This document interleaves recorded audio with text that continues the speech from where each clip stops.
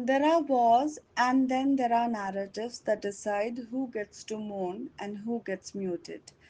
In the latest escalation, Iran launched a massive counter-offensive over 400 drones and missiles after Israeli airstrikes reportedly killed more than 639 people in Iranian territory, including senior commanders and civilians. And yet, the world's lens zoomed in only when Israel got hit. When Iran bleeds, it's strategic retaliation. When Israel gets hit, it's terrorism.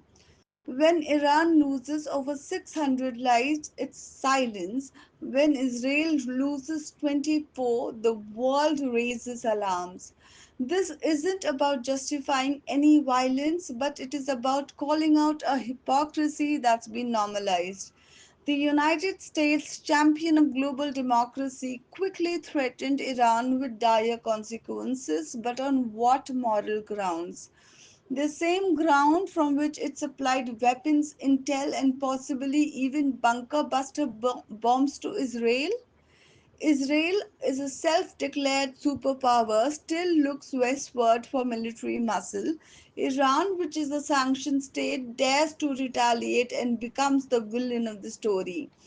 And then comes the nuclear hypocrisy. Israel's arsenal is an open secret. No one questions Iran's ambition.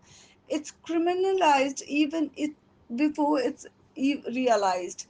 Where is the call for global disarmament? If peace is the West's goal, why not lead by example? And let's not forget, the US welcomed Pakistan's army chief and ISI boss for lunch days after civilians in India were attacked. Trump stood grinning, calling India and Pakistan great nations in the same breath as if both stood on the same moral plane.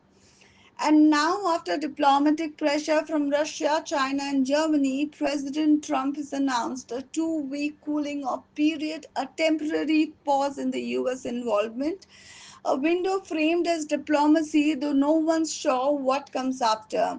What is morality when it's this selectively applied? This isn't Iran versus Israel. This is a conflict between truth and narrative, between real consequences and media optics, between power and the people crushed beneath it.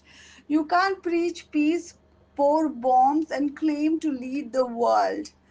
If this made you pause, reflect, or even disagree, that's a good place to begin.